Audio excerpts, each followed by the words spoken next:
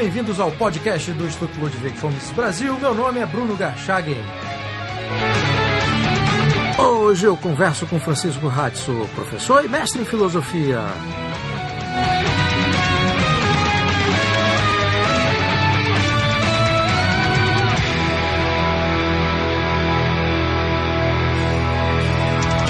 Seja muito bem-vindo, Francisco Ratzo. Obrigado, Bruno. Obrigado aos ouvintes pela recepção. Isso é legal. Obrigadão mesmo pelo convite. Eu que agradeço por você ter aceitado o convite. Bom, Ratzo, você lançou recentemente o seu livro, Imaginação Totalitária, Os Perigos da Política como Esperança. Então eu queria começar esta conversa te perguntando o que é imaginação totalitária? Muito bom, Bruno. A ideia de imaginação totalitária surgiu na conjunção que eu fiz do conceito de imaginação com totalitarismo, indicando um fenômeno político que se expressa, sobretudo, na forma de uma violência, que é uma violência que eu identifiquei e chamei no meu livro de redentora. Ou seja, uma violência que se justifica em nome de algo melhor, maior, em nome de uma abstração, em nome da defesa do homem, em nome da defesa do bem, da sociedade, da humanidade. Então, a imaginação totalitária é uma forma em que a mente busca se expressar no lado externo político através, e que nós vemos, obviamente, através da violência. Essa, para mim, era a grande conjunção desses dois termos. Imaginação, eu usei no sentido de uma capacidade mental diferente da memória, por exemplo, que atualiza o passado. A imaginação eu usei no sentido daquela capacidade que fornece ao homem a possibilidade de criar expectativas com relação ao futuro. Se eu tenho uma capacidade que me traz memória da vida, inclusive pessoal, e do meu engajamento numa comunidade, da minha participação numa comunidade, a memória faz isso, quer dizer, me traz sentido de viver numa comunidade.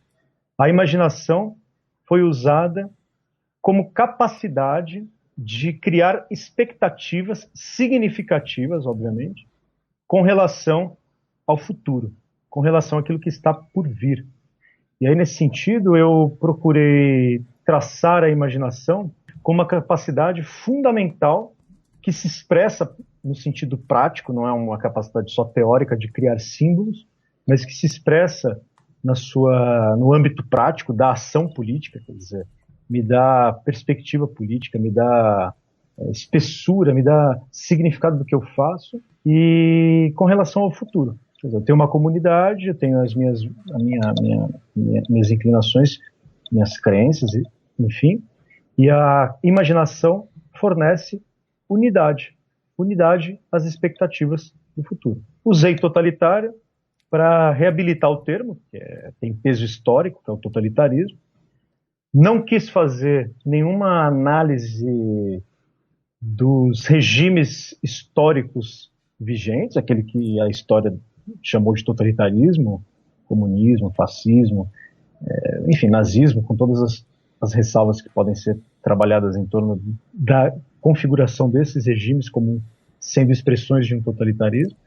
Mas eu usei o termo totalitária muito mais no sentido de uma mente que pensa a ação política no viés totalizante, que busca sempre abarcar, abranger a história como um todo, a vida do homem, a política, o Estado, enfim.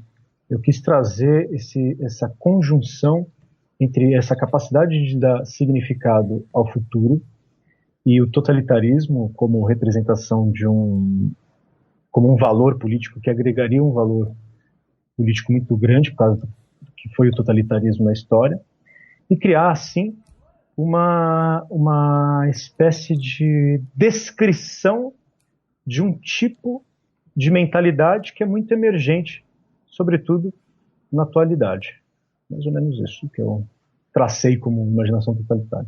E quais seriam os exemplos recentes, para delimitar a coisa no Brasil, Ratio, quais são os exemplos recentes dessa imaginação totalitária? O que você identifica que esteja acontecendo neste momento que podem ser explicadas, esses eventos podem ser explicados a partir dessa concepção de imaginação totalitária? Olha, Bruno, há muitos exemplos.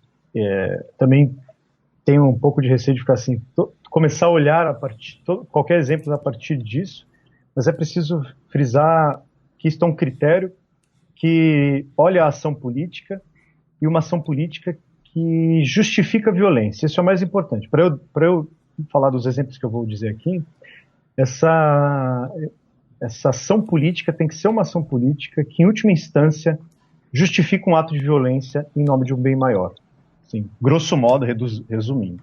Então, assim, por exemplo, o primeiro exemplo que eu tive de imaginação totalitária que me motivou a escrever esse livro foi a participação do grupo Movimento Passe Livre em 2013 nas manifestações de junho ali, nas manifestações que depois se desenvolveram para a aderência do Black Blocs, quando os meninos desse movimento Passe Livre foram ao Roda Viva e um jornalista perguntou para esses garotos, ativistas desse movimento, quanto e como sairia, sob o ponto de vista técnico e econômico, ali, no final do lápis ali que bate a conta, como que seria viável para a cidade de São Paulo, cujo transporte é tão complexo, que o transporte fosse gratuito. Aí um dos meninos, um dos rapazes ali, respondeu, não importa isso não interessa. O que importa é que isso depende de uma vontade política. Aí o jornalista insistia e ele também insistia. Não há nenhum interesse, é uma questão de vontade política.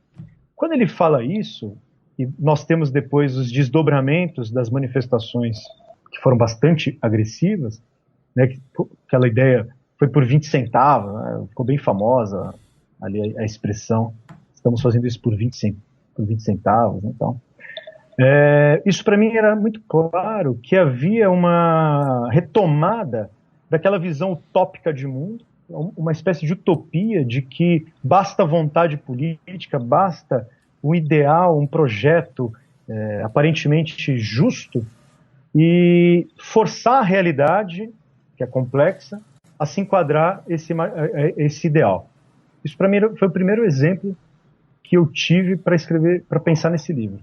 O segundo exemplo para mim, que foi bem forte, foi aquelas manifestações que aconteceram no Rio de Janeiro da Marcha das Vadias, que teve o Papa veio ao Brasil, Jornada Mundial da Juventude, e aí um grupo de feministas bastante radicais, nem toda feminista obviamente assim, mas aquele grupo fez uma performance artística ali, quebrando objetos religiosos, e depois apareciam na mídia dizendo que aquilo era em nome de algo muito importante para a libertação das mulheres, que estavam fazendo aquilo para combater uma tradição, uma cultura que é machista, enfim.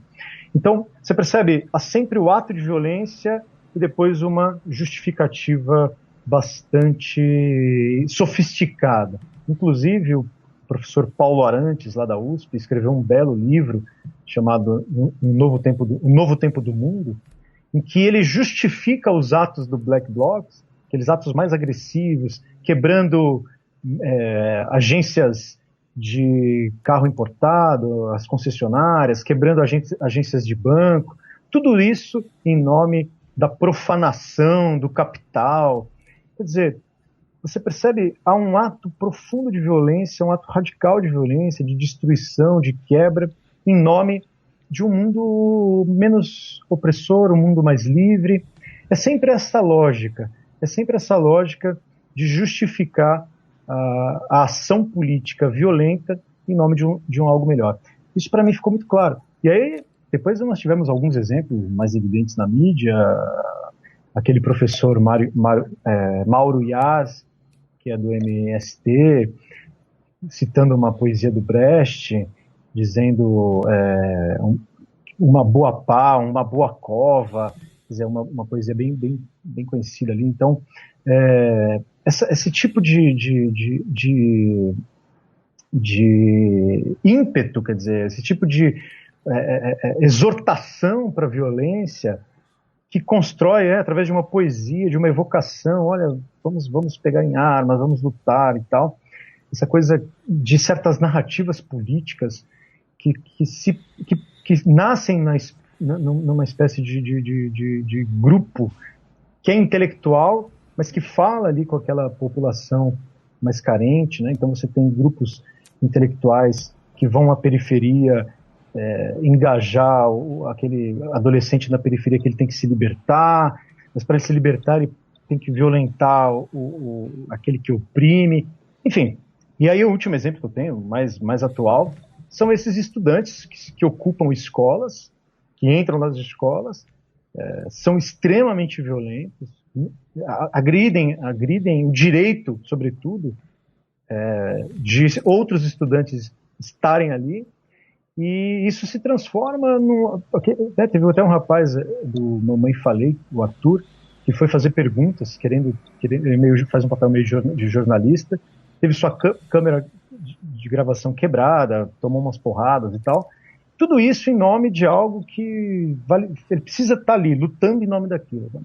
Uma coisa fica bonita, tem uma certa poética da violência, tem uma certa estética da violência que legitima aquela atitude, porque toda essa estética da violência é fundamentada numa política e numa justiça que é fundamentada, inclusive, nesse poder político que é enérgico, é forte, em nome de uma vida melhor.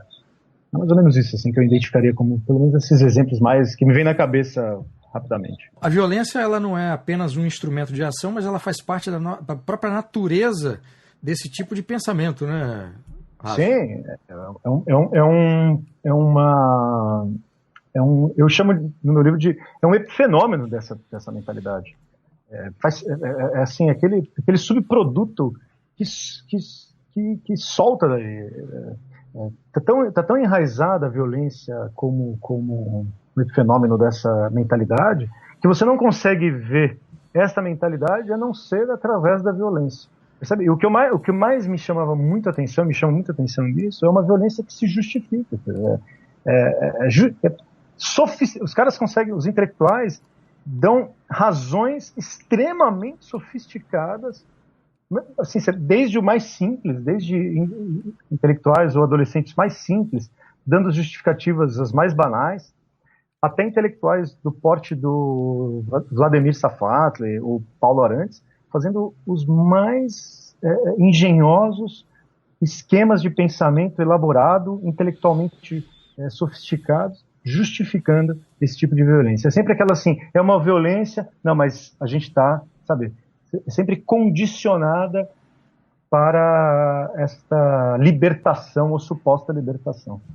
Aliás, há uma estrela que espero que seja cadente no plano internacional, que é o Slavoj Žižek, que faz disso também uma causa, né? O uso da violência, o uso instrumental da violência como justifica de determinada concepção política. Agora, qual é a função da ideologia, Ratio, na construção dessa imaginação totalitária? Ou na justificação dela, né? De que forma, de que maneira a ideologia pode ser enquadrada nessa ideia da imaginação totalitária, ou entendida a partir disso? Pois então, Bruno, eu perguntei no meu livro, quer dizer, assim, no livro trata um pouco dessa pergunta, no sentido de que eu trabalho o conceito de ideologia como um resultado da imaginação, não necessariamente totalitária. Então, ideologia, uma definição assim, grosseira, como aquele conjunto de representações que emergem de uma capacidade mental, que está enraizada em sua história, em seus desdobramentos, em suas tensões. Então, ideologia é sempre uma representação, um conjunto de representação ideal. Eu não faço ideologia, pelo menos nesse primeiro momento, como a distinção entre ideologia e realidade. É muito clássica essa distinção, acho importante, de a ideologia ser distinta da realidade. Eu acho que, para fim de argumentação, eu tratei ideologia como um conjunto de representações ideais. Por que eu estou dizendo isso? Porque eu faço a distinção ali na possibilidade de imaginação ser distinta também de ideologia. na medida em que imaginação é a função da mente, é a faculdade da mente que produz seus símbolos e produz representações. Enquanto a ideologia, eu trabalho como conteúdo efetivo dessas representações. Então, eu acho essa distinção importante porque, nesse sentido, algumas ideologias, seja de esquerda, seja de direita, aqui sem qualquer cuidado técnico por enquanto, podem ser ou se tornarem imaginações alimentadas ou cristalizadas ou dinamizadas por esse viés totalitário ou totalizante. Por exemplo, ideologias que visam um olhar mais atento para o conceito de igualdade, visam olhar mais para a justiça social, naquilo que a gente chamaria de ideologias de esquerda, podem trabalhar com o conceito de sociedade ou o conceito de minoria, por exemplo, que é muito forte para eles, como um símbolo que, para a imaginação totalitária, representa justamente esta unidade de expectativa para a libertação. Então, a minoria, né, o conceito de minoria, que é um conceito sociológico, por meio da imaginação totalitária, se torna um norte de ativismo político. Aí o intelectual que está tomado por essa imaginação usa os conceitos de mulher, negro, enfim, qualquer outro tipo de possibilidade simbólica como uma representação simbólica para o engajamento.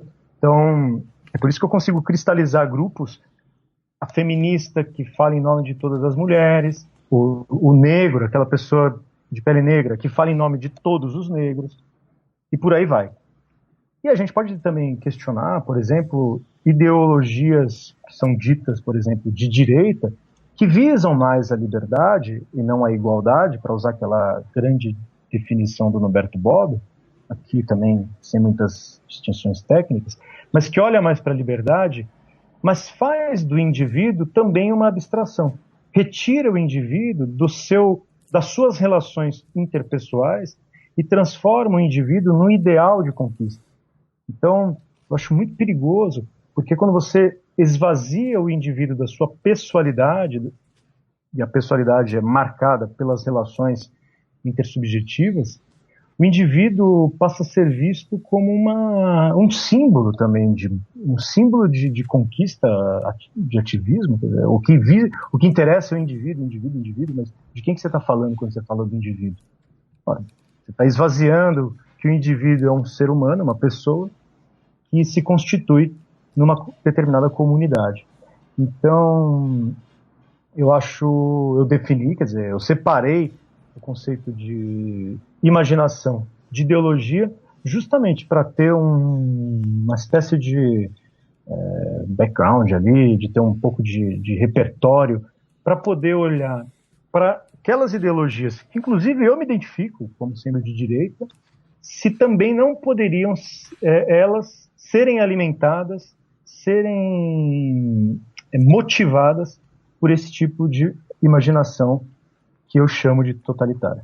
Qual é a relação, Ratio, da imaginação totalitária com a utopia política? Né? Em vários momentos do seu livro você cita a utopia política. A utopia política é um assunto fascinante. Esse, aliás, foi o assunto da minha dissertação de mestrado. Alguns dos autores que você citou no livro eu próprio usei na dissertação que eu defendi em 2011. Então eu queria saber qual é a relação dessa imaginação totalitária com a utopia política, que também tem essa ideia de futuro, tem essa ideia da instrumentalização da violência, etc. Perfeito, Bruno. A utopia funciona sempre como uma referência negativa com relação à história, quer dizer, é o diferencial, é a diferenciação da minha condição atual, da minha condição como um sujeito na história, como um ser histórico. A utopia é justamente o caráter negativo, inclusive próprio do termo utopia, a partícula negativa, de um não lugar, né, daquilo que nega esse topos, o locus. Então, a utopia é a projeção, na minha opinião, no meu entender, é a projeção mais cristalina de uma imaginação totalitária, na medida em que a utopia passa a ser uma referência, um paradigma para a minha crença e, portanto, para a disposição do meu agir que efetivamente pretende construir essa utopia. Eu posso fazer exercícios utópicos no sentido de criar uma referência de um mundo, da negação desse mundo, e fazer exercícios utópicos, como é o caso, aqui com todas as ressalvas, que é o caso do Platão, que faz um exercício de uma imagem da Calípolis, da bela cidade, como um referencial fora da história, efetivamente. Na minha opinião, no meu entender, a imaginação totalitária com relação à utopia é aquela que torna a crença na utopia uma possibilidade de a utopia se efetivar na história. Então, o utópico, a visão utópica tomada pela imaginação totalitária é aquela visão que pretende realizar a qualquer custo uma utopia no mundo. Tem inclusive, alguns autores, o Paulo Arantes fala isso, de utopias reais, como uma referência, quase que uma contradição, uma referência que deve se realizar. Ela passa a ser um referencial moral e político de realização e do engajamento do ativismo político. Por que eu considero a utopia fruto que se engendra numa imaginação totalitária? Desculpa, por que não? Eu considero que a utopia se engendra por uma imaginação, que é engendrada por uma imaginação totalitária, é esta utopia que tem que se realizar de qualquer jeito. Então, assim, só tem uma função a representação utópica, a sua efetivação na história. Então, tudo aquilo que não faz parte da utopia precisa ser eliminado. Tudo aquilo que não faz parte da utopia precisa ser superado de alguma forma.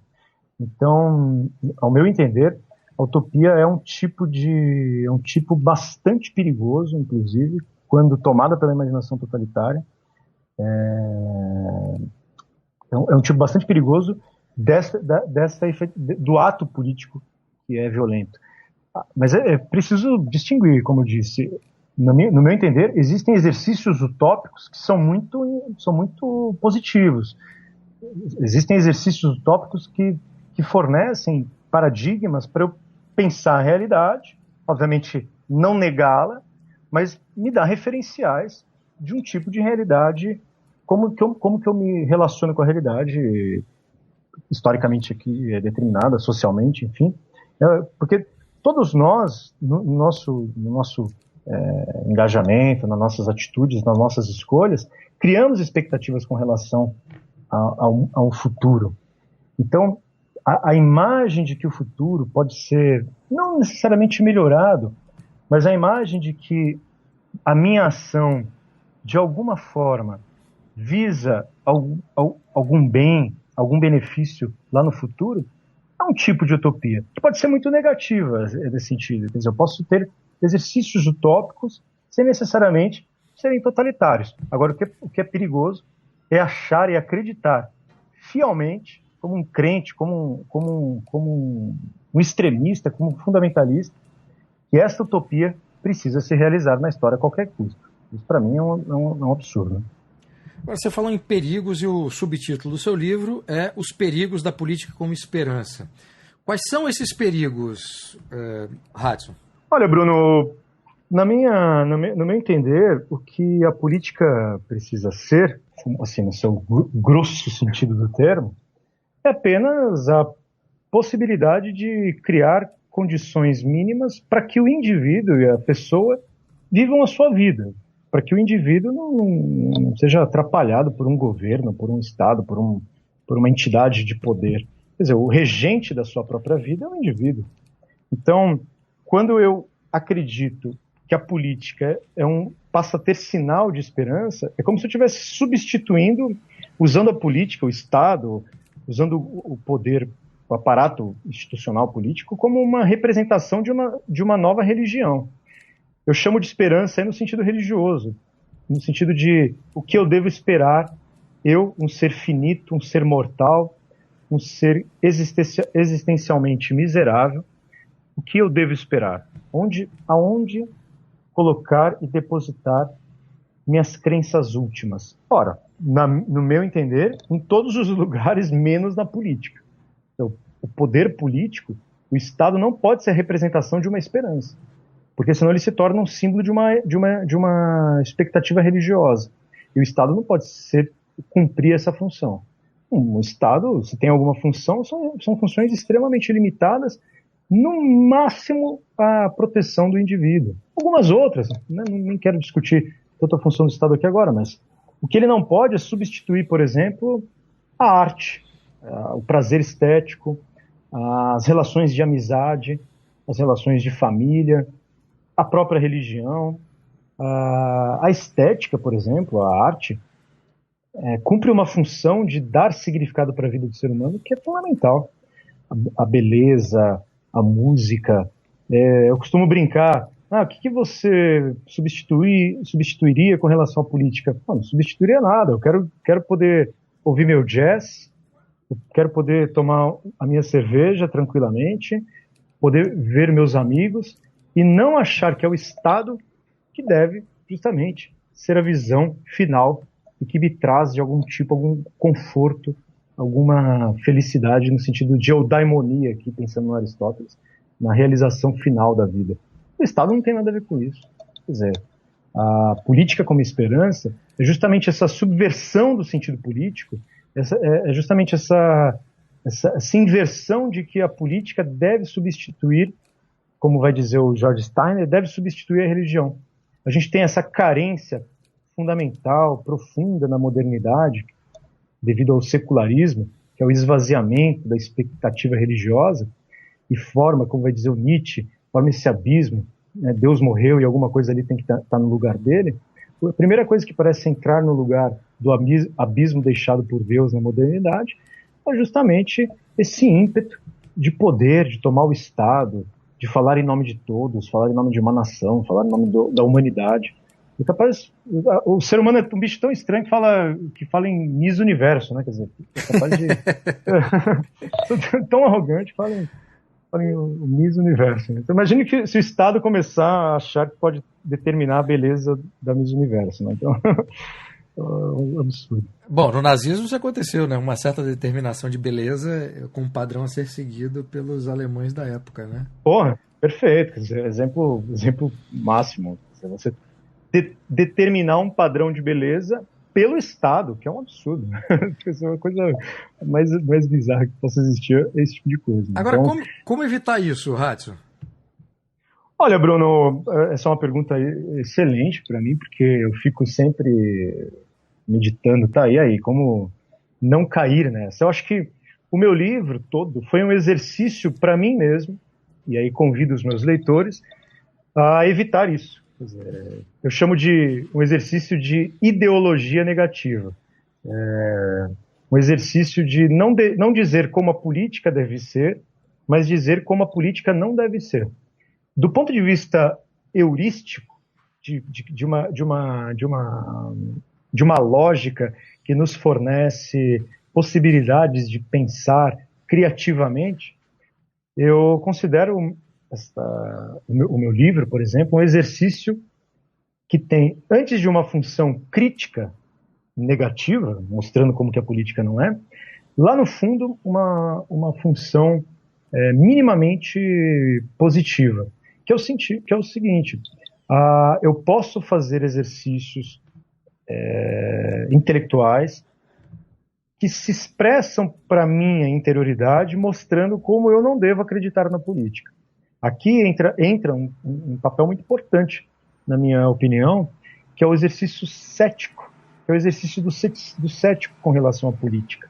Em vez de sermos céticos só com relação à religião, nós temos que ser céticos com relação à política.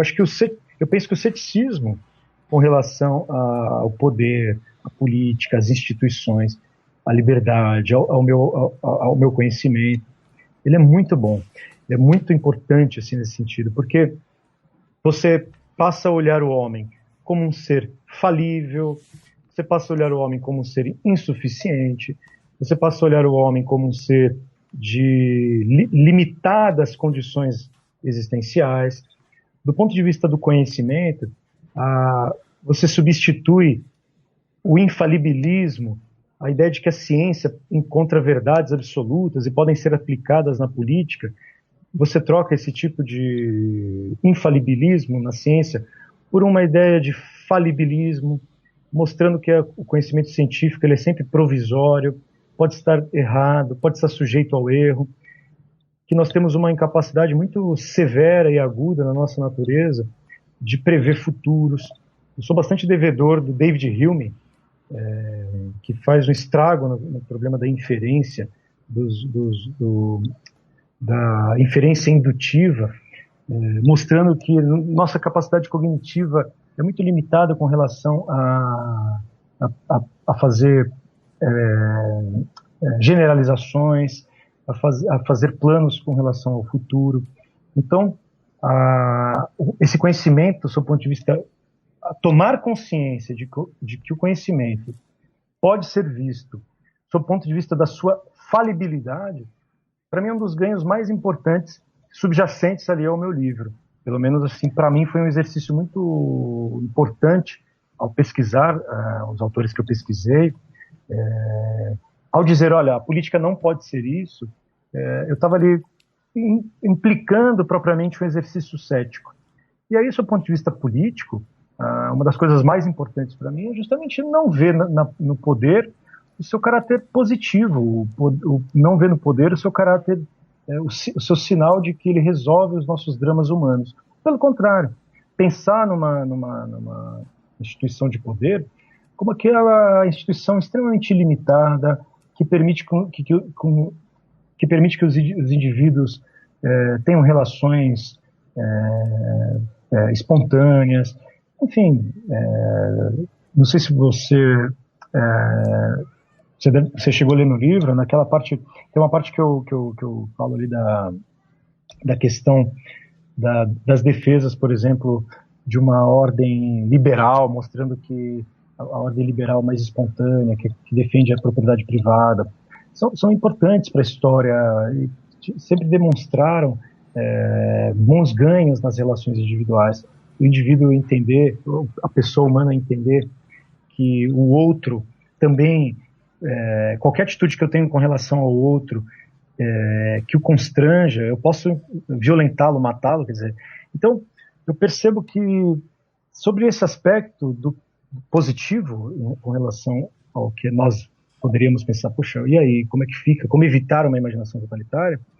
Eu penso que esse constante exercício de humildade interior, para mim isso é muito importante, quer dizer, esse constante exercício de que nossas tentações políticas precisam, nossos demônios políticos, nossos ímpetos políticos precisam ser pensados e refletidos e vivenciados com uma boa dose de ceticismo.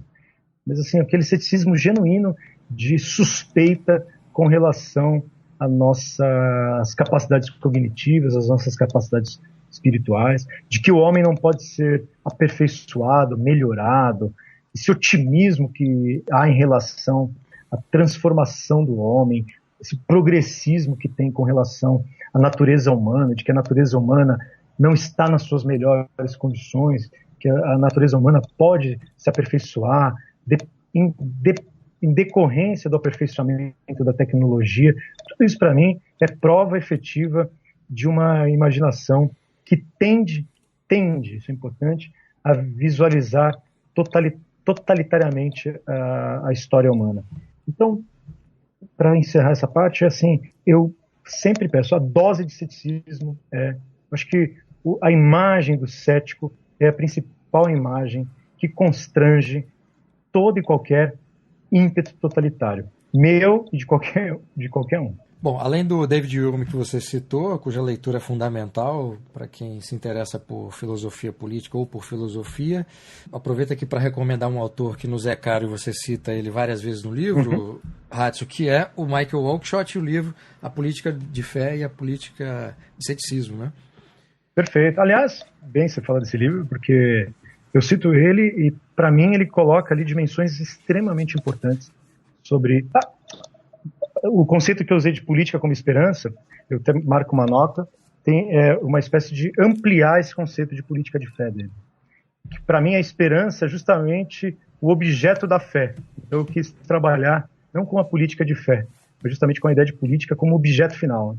E não como atitude, né, de uma política que se engaja para a fé. Mas tem muito a ver. Ele fala ali do conceito de um Estado visto sob o ponto de vista da eternidade, o Estado concebido sob o ponto de vista da eternidade, que para mim foi o coroamento do que eu queria entender ali sobre política. Desculpa cortar assim, Bruno, mas é... Não, ótima observação. Bom, Ratio, para encerrar essa nossa conversa, você acha que uma parcela da sociedade brasileira já descobriu todo esse problema sobre o qual conversamos aqui, que você aborda no seu livro? Já descobriu ou vem descobrindo esse problema e mudando a relação que nós temos com a política? Ou a gente ainda tem um longo caminho pela frente? Pô, Bruno, eu sou suspeito para falar porque eu sou um leitor do seu livro. Então, e o seu livro tem um grande nome, e traz o paradoxo de Garchagen. É justamente esse amor que o brasileiro tem pelo Estado e a suspeita que ele lança com relação com os políticos. Eu sempre achei fabuloso essa imagem, né? E eu sempre brinquei, aqui não só puxando o saco, não somos conhecidos já há muito tempo, eu sempre brinquei que meu livro, para algumas pessoas na intimidade, aqui eu declaro para os leitores e ouvintes do Mises, que eu queria escrever um livro cujo subtítulo era Pare de Acreditar no Estado. Eu falo, pare de acreditar no governo, eu vou completar, eu falo, pare de acreditar no Estado. Então, eu acho que os leitores brasileiros, graças ao trabalho do Instituto Mises, entre outros institutos, entre outros engajamentos, e nesse sentido a internet ajudou muito ao encontro e ao desencontro também, porque faz parte, abriu muitas portas para leituras e autores que chamam a atenção para esse ceticismo, para essa suspeita.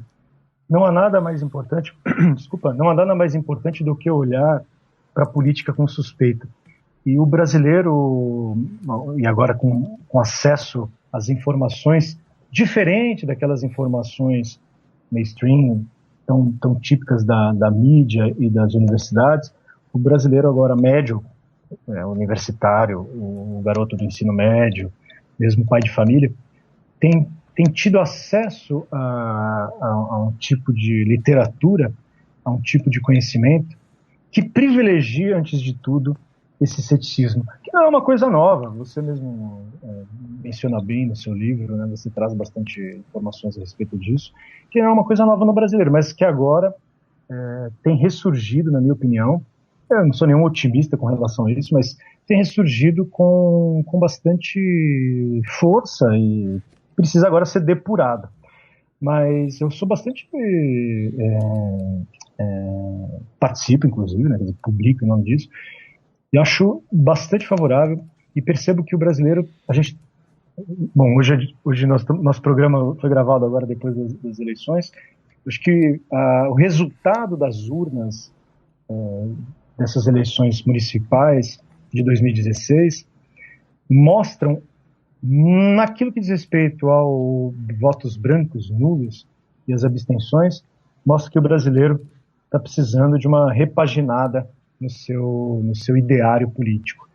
Ideário que, para mim, vem acontecendo com bastante força no universo intelectual, né? No universo que é das redes, que são esses grupos como o Instituto Mises, mas isso, para mim, tem sido muito visível a importância desse movimento e, antes de tudo, a sua depuração crítica. Eu acho que é o mais importante. Antes de nós termos políticos, nós aprender a fazermos a depuração crítica do que significa uma política não como esperança, mas uma política como ceticismo. Francisco Ratio, autor de A Imaginação Totalitária e os Perigos da Política como Esperança, livro lançado pela editora Record, já está nas livrarias. Agradeço muitíssimo pela entrevista, muito obrigado e parabéns pelo livro, Ratio. Bruno, muito obrigado. Eu sou um fã e acompanho seu programa há muito tempo.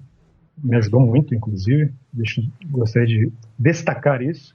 E obrigado aos ouvintes. Então, de parabéns aí, todo o Instituto também. Obrigado.